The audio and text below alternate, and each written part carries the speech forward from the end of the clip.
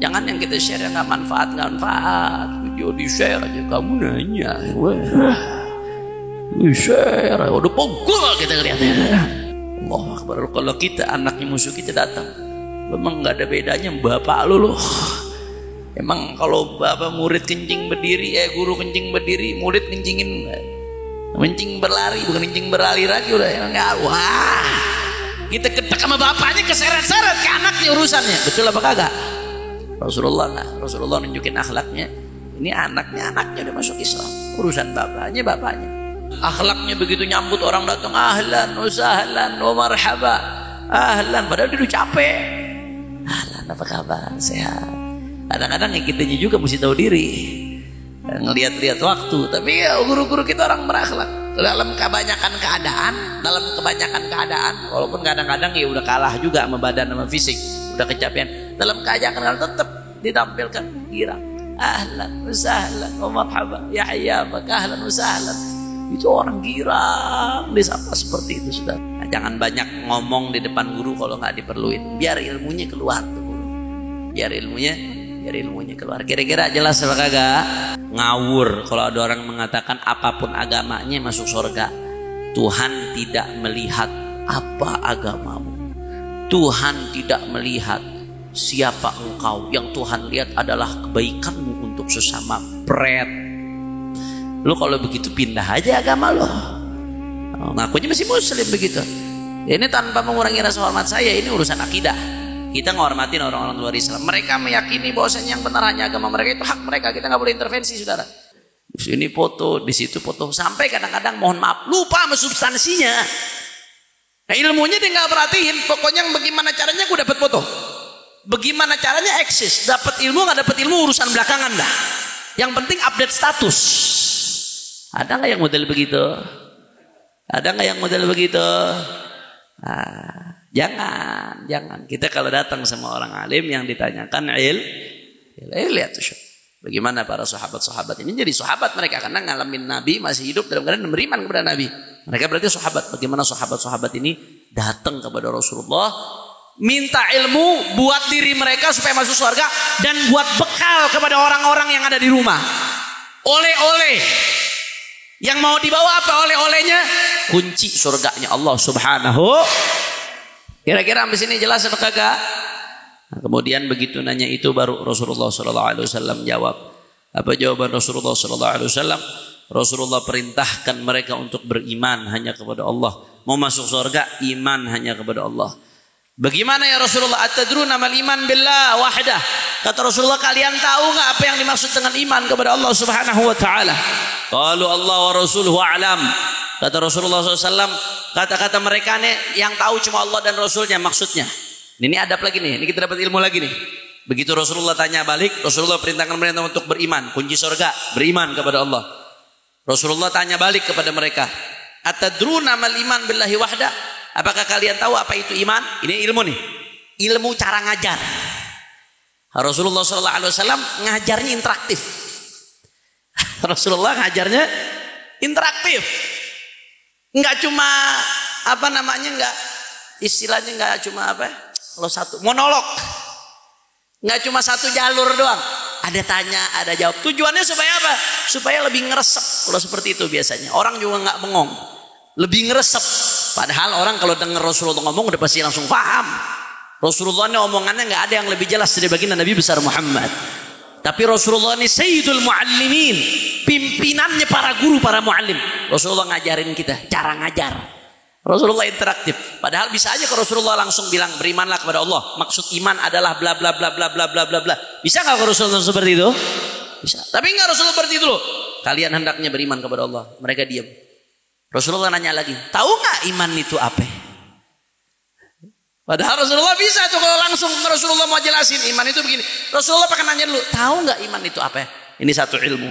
Bagaimana interaktif dalam mengajar itu membuat suasana jadi segar dan lebih melekat. Dan orang jadi lebih penasaran. Orang kalau lebih penasaran akhirnya lebih ngelekat, lebih nge-save, saudara. Nah, ini ilmu cara salah satu metode ngajar dari baginda Nabi besar Muhammad sallallahu alaihi wasallam. Qalu Allah wa rasuluhu a'lam. Para sahabat itu mengatakan Allah dan Rasulnya lebih tahu. Ini ilmu juga nih. Kalau di depan Allah dan Rasulullah yang lebih tahu. Ilmu apa yang kita dapat? Ilmu adab murid di depan guru. Adab murid di depan guru apa? Jangan sok tahu. Kita kalau udah sok tahu, ya udah dah, nggak dapat ilmu. Guru juga udah malas mau ngomongnya kalau udah sok tahu. Para sahabat, apa artinya iman? Mungkin di antara mereka ada yang di otaknya punya definisi iman, tapi nggak diserahin. Apa nih jawabannya Rasulullah? Mereka jawab Allah Rasulullah alam. Allah sama Rasul yang tahu. Ini adab murid. Jangan sok tahu depan guru, saudara. Nah, jangan banyak ngomong di depan guru kalau nggak diperluin. Biar ilmunya keluar tuh guru. Biar ilmunya keluar. Kira-kira jelas apa kagak? Faham atau tidak? Sok tahu aja jangan, apalagi ngeremehin, ngerendahin.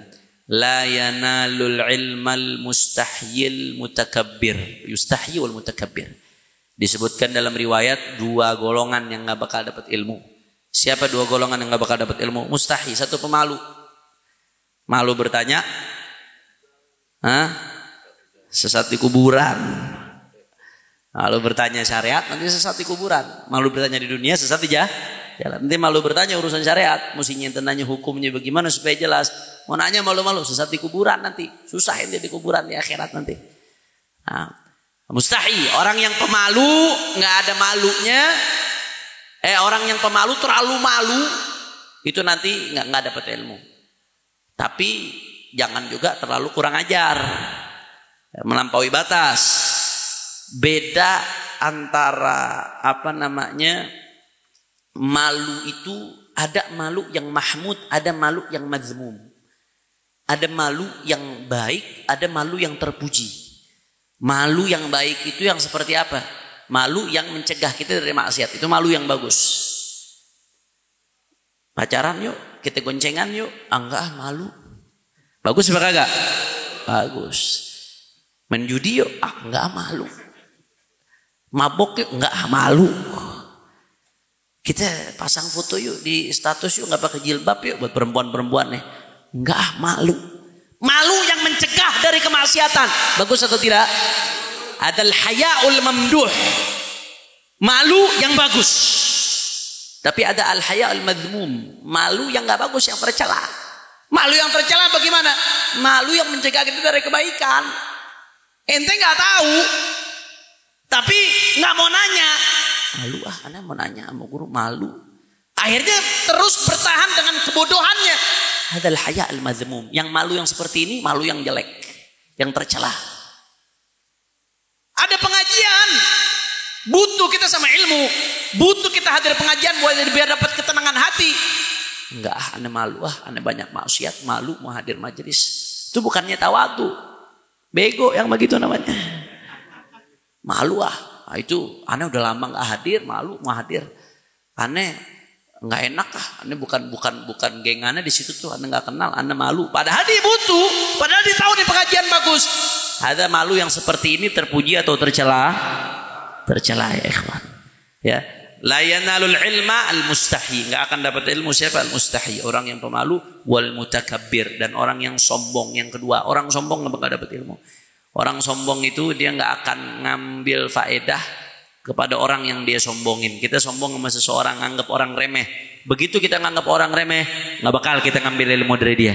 Enggak dapat ilmu orang yang sombong. Makanya dikatakan tidaklah seorang alim betul-betul dikatakan orang alim sampai dia bisa ngambil ilmu dari orang yang di atas dia, atau orang yang setara dengan dia, atau orang yang di bawah dia.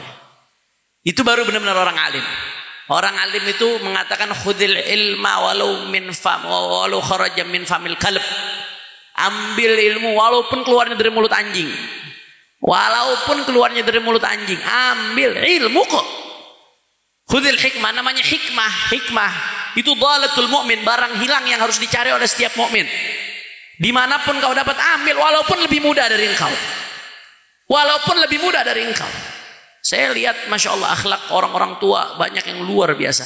Ini Ami Ali, Habib Ali bin Muhammad Al-Idrus, ini kawan abah saya. Habib Muhsin ini kawan abah saya walaupun umur beliau jauh. Kalau Habib Ali umurnya nggak jauh. Kakak beliau Habib Alwi umurnya nggak jauh. Tapi Masya Allah, tabarakallah, beliau tahu kecilnya saya, ngompolnya saya bagaimana, beliau tahu. Ngompolnya saya bagaimana, badungnya saya bagaimana tahu. Tapi beliau hadir di majelis ini, nggak mandang umur saya yang jauh di bawah beliau, nggak pakai ngomong gue tahu kecilnya bagaimana, gue tahu dulunya bagaimana, bangornya bagaimana. Waktu kencingnya belum lurus gue tahu, kencingnya masih bau kencur gue tahu. Lah. Dengan mudah-mudahan Allah kasih beliau panjang umur, sehat walafiat. Dan orang-orang tua di sini, orang-orang kampung baru yang tahu saya kecilnya bagaimana, main bola di sini. Dulu sama teman-teman saya nih, sama Dedi, sama Hendy, mancing. Belum lagi anak-anak Alfale yang tahu saya madol dulu bagaimana. Orang kampung baru tahu madol.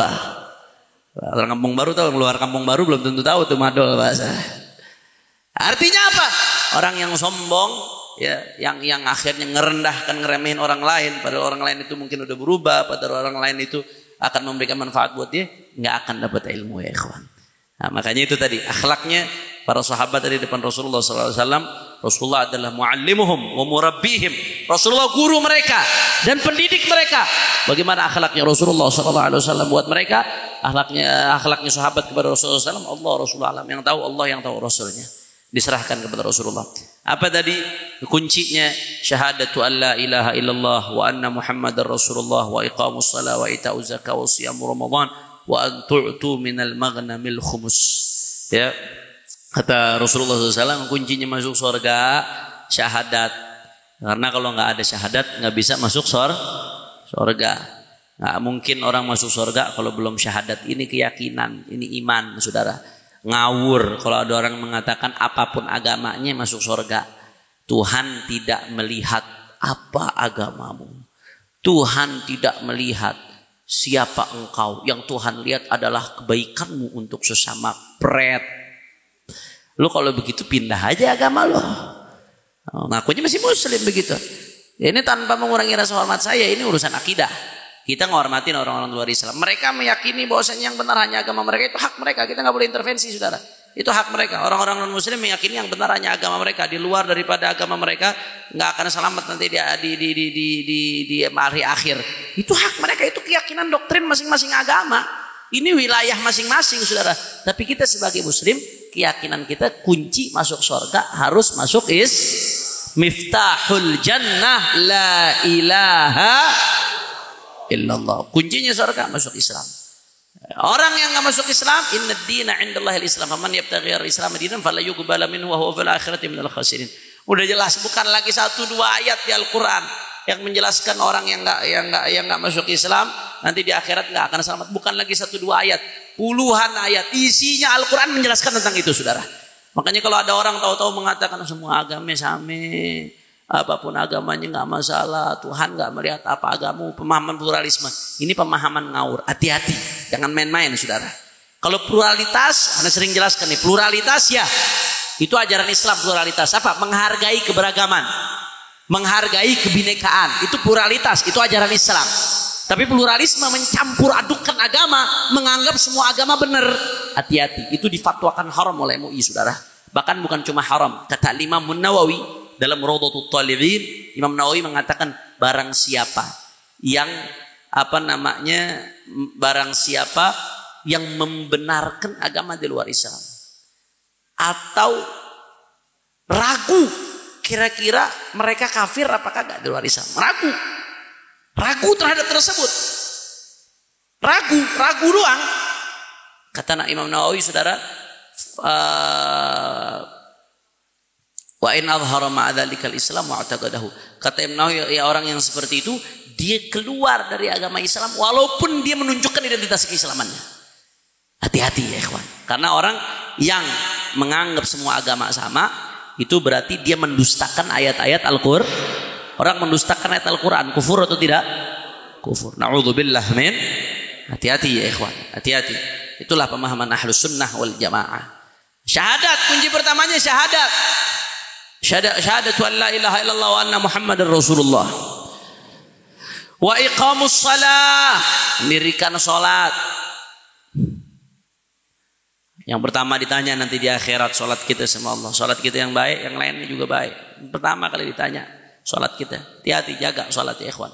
Kadang-kadang orang ya pikir dosa besar itu cuma zina, dosa besar itu cuma ngerampok, dosa besar itu cuma mabok, dosa besar itu Dosa di antara kata Imam Al-Haddad min afhashil fawahish wa ankaril munkarat, termasuk kebejatan yang paling bejat. Intabih, hati-hati, jangan ngegampangin. Termasuk kebejatan yang paling bejat, kemunkaran yang paling munkar. Apa? Tarkus shalah, ninggalkan sholat. Yang perjanjian antara kita dengan Allah yang masih mengikat kita dengan agama ini as-salah. Siapa yang ngabaikan sholat, berantakan agamanya, saudara. Bahkan ulama nggak main-main. Di dalam fikih itu ada istilah hayawan muhtaram, hayawan ghairu muhtaram. Hewan muhtaram, hewan tidak muhtaram. Apa maksudnya? Di Safinatun Najah itu ada. Hayawan muhtaram itu hewan muhtaram, nggak disebutkan jumlahnya karena banyak. Yang disebutkan yang tidak muhtaram, hewan yang tidak dihormati. Maksudnya tidak dihormati itu apa? Andai dia nyawanya nggak ada harganya. Andai pilihannya, kata ulama, ada air nih. Ini air kalau kita pakai buat wudu, maka ada hewan yang nggak dapat minum. Hewan ini nih. Tapi kalau kita kasih hewan, kita nggak bisa wudu. Maka bagaimana? Kalau hewan termasuk kategori hewan yang tidak dihormati, maka pakai buat wudu. Walaupun konsekuensinya itu hewan harus mati. Apa saja hayawan ghairu muhtaram? Ada beberapa. Di antaranya satu, al-khinzir, babi. Ente ini pengen wudu, ada air dikit di depan ente babi. Maka pilihannya seperti apa? Biarin ente harus tetap wudu pakai air dengan konsekuensi airnya habis, tuh babi nggak bisa minum, atau ngasih air minum ke babi tapi ente nggak bisa wudu. Kata ulama mazhab Syafi'i mengatakan tetap wudu karena babi ghairu muhtaram dalam pandangan syariat.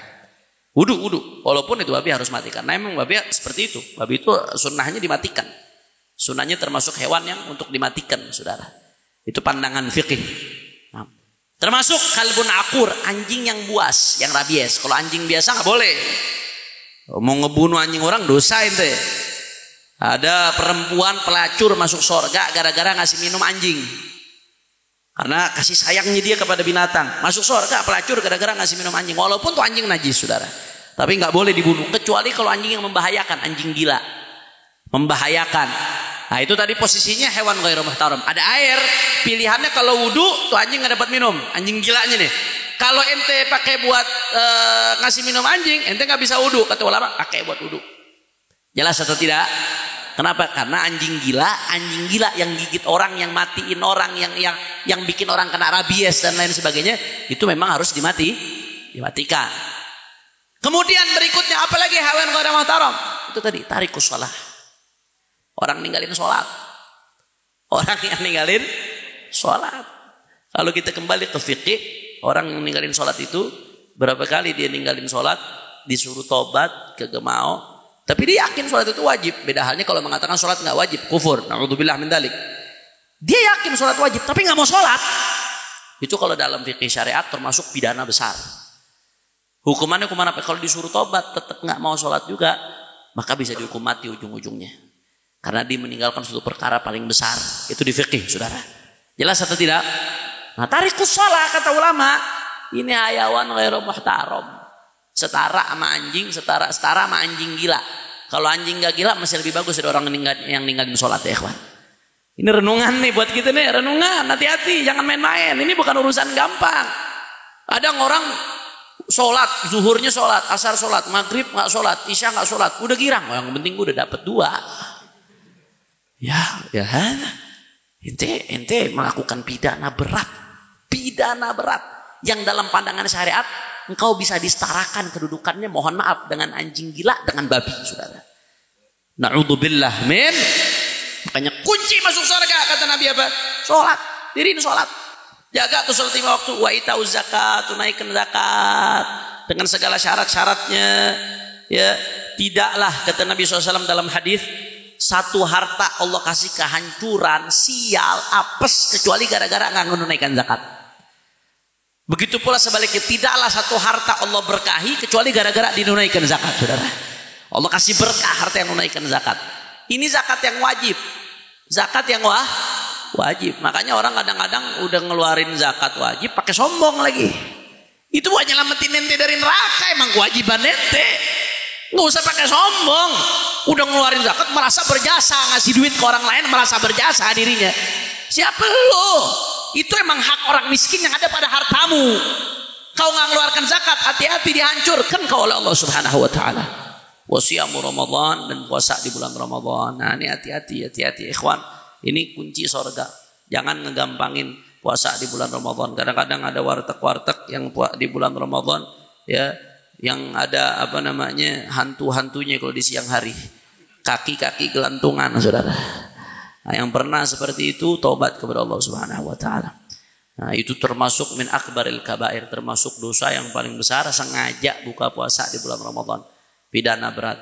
Nah, tapi kalau kita jalankan puasa Ramadan dengan baik, itu jadi kunci kita ke surganya Allah Subhanahu wa antu'tu minal maghnamil khumusa. Kata Nabi, dan kamu memberikan dari maghnam. Maghnam itu rampasan perang. Ini dalam konteks peperangan. Ketika mendapatkan rampasan perang, maka kamu mengeluarkan khumus.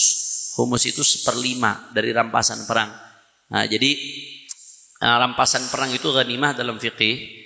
Ini termasuk keistimewaan umatnya baginda Nabi besar Muhammad. Kalau terjadi peperangan, lawan orang kafir, pecah perang, betul-betul perang yang syar'i, maka nanti harta yang didapatkan itu menjadi rampasan perang. Rampasan perang itu dibagi menjadi 5. Dibagi menjadi 5. 1/5 diberikan kepada yang ikut perang, yang rajil tapi yang jalan kaki. Mengikut perang tapi yang jalan kaki, dia dapat 1/5. 3/5 gede nih, diberikan kepada yang ikut perang tapi yang punya keahlian.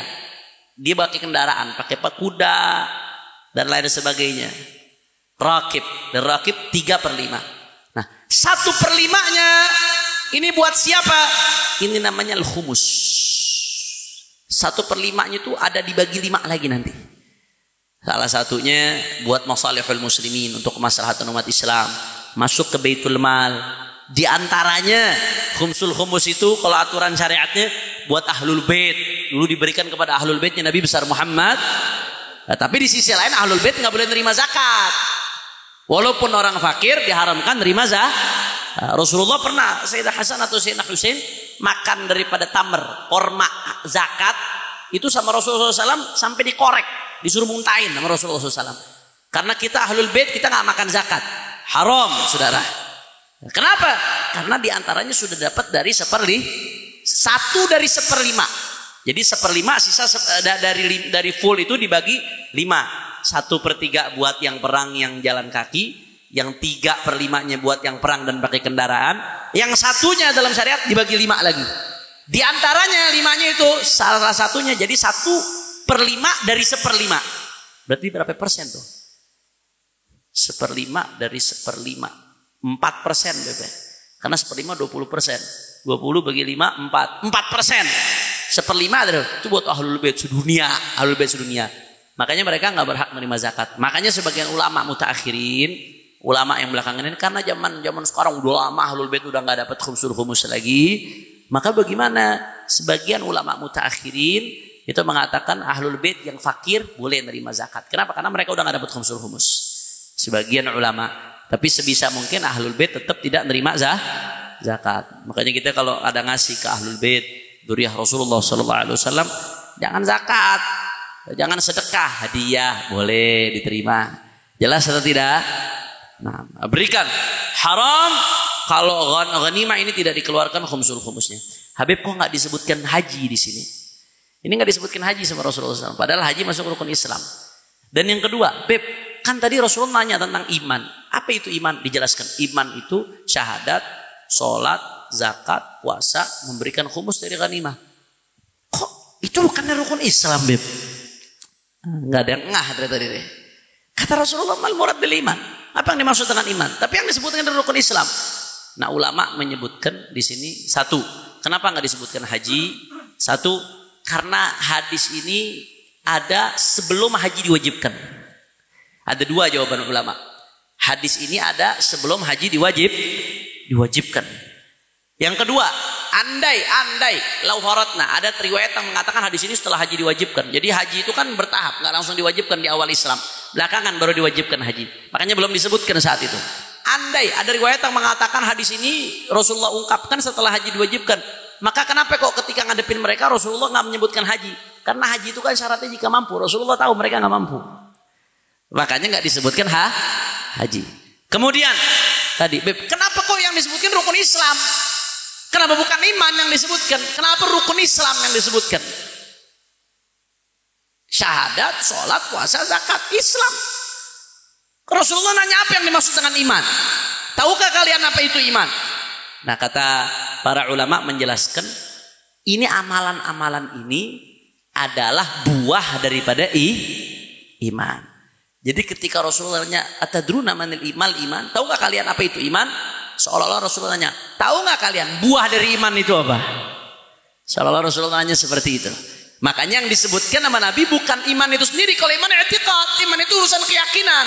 Sedangkan yang disebutkan ini amal, semuanya urusan amal. Syahadat itu pun ucapan. Ucapan yang diyakini, tapi syahadat lafadznya amalan, saudara. Yang disebutkan amal. Sedangkan iman itu i'tiqad, urusan keyakinan. Ya, iman itu memang urusan keyakinan.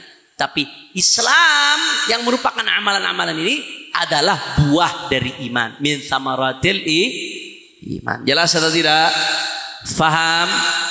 Nah, kemudian makanya nih pegang baik-baik ini, ya Allah masukin kita ke surganya Allah Subhanahu wa taala insyaallah. Amin ya rabbal alamin. Mudah-mudahan Allah kasih kita taufik dan hidayah bisa menjaga ini. Wa nahahum an arba. Singkat saja, sisanya Rasulullah larang mereka dari 4 hal. Mereka sempat nanya kepada Rasulullah tentang minuman-minuman, ya Rasulullah. Apa saja minuman-minuman yang enggak diperbolehkan ya Rasulullah? Rasulullah di sini sebutkan naha 'anil hantam wad dubba wan naqir wal muzaffat wa rubbama qala al muqayyar. Ini kalau saya jelaskan secara bahasa terlalu panjang. Intinya empat-empatnya ini yang disebutkan kata Syekh Ibn Abi Jumrah. Empat-empatnya Syekh Abu Jumrah ini yang disebutkan ini empat-empatnya nama-nama wadah. Wadah yang biasa dipakai untuk memproses minuman jadi khamr. Jadi ini yang Rasulullah ditanya tentang minuman. Tapi Rasulullah nggak jawab tentang minuman. Rasulullah jawab tentang wadah-wadahnya. Rasulullah melarang 4 wadah. Nama wadahnya hantam, dubba, nakir, muzaffat atau muqayyar disebut juga. Ini 4-empatnya nama wadah. Wadah-wadah ini biasanya dipakai untuk mempercepat. Anggur ditaruh situ cepat jadi minuman keras. Kemudian zabib ditaruh situ itu untuk memproses sehingga cepat jadi minuman keras wadah-wadah ini. Nah, ini yang disebutkan nama Rasulullah sallallahu alaihi wasallam. Sebetulnya kata ulama, andai kata kita yakin isi wadah tersebut masih belum minuman keras, sebetulnya boleh-boleh saja. Tapi kenapa kok Rasulullah larang? Nah, inilah yang disebut dengan saddan lidzari'ah. Ini yang disebut dengan antisipasi, larangan yang sifatnya antisipatif. Nah, sebetulnya wadah-wadah ini nggak dilarang, tapi karena wadah ini identik dipakai untuk memproses minuman sehingga menjadi miras, akhirnya dilarang oleh Rasulullah SAW. Takutnya orang nggak tahu main minum dari situ udah jadi miras di dalamnya nggak taunya, makanya dilarang. Itu namanya saddan lidzari'ah. Belum kejadian tapi udah dilarang sama Nabi. Seperti contoh di dalam hadis naha Rasulullah SAW anil isyarati bisilah. Rasulullah tuh ngelarang kita untuk al-isyarah bisilah, nodong-nodong orang pakai senjata, nodong muslim pakai senjata. Nodongnya aja nggak boleh, apalagi ngebacoknya.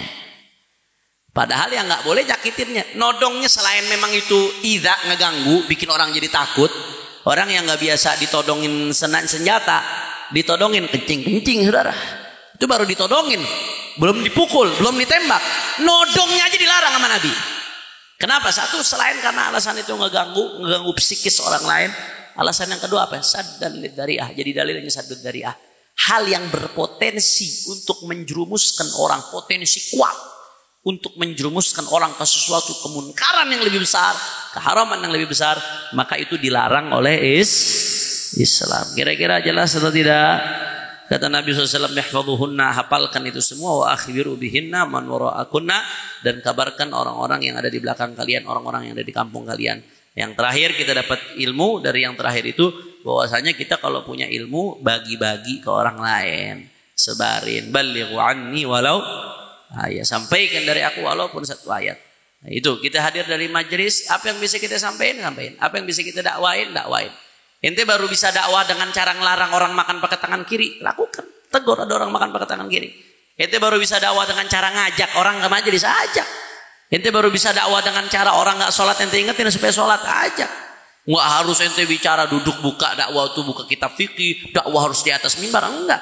Sampaikan. Rubba muballighin au amin sami'. Berapa banyak orang yang kita sampaikan ternyata dia bisa lebih paham dari kita. Berapa banyak kata Nabi sallallahu alaihi wasallam seperti itu.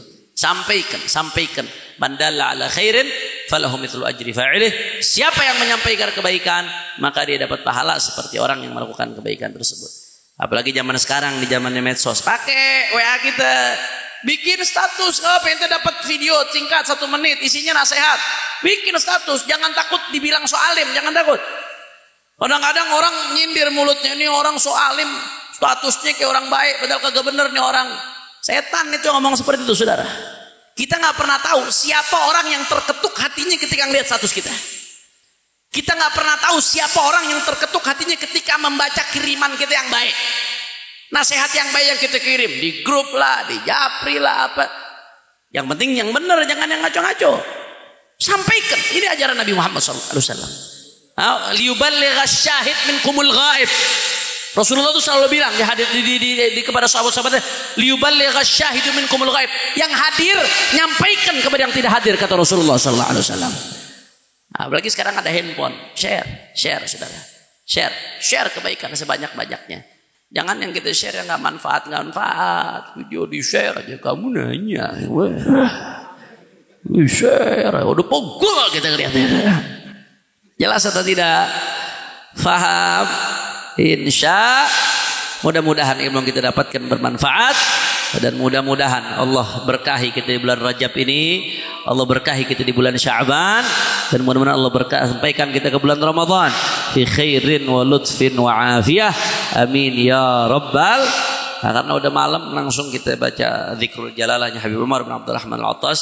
Langsung kita baca sama-sama dengan hati yang hadir.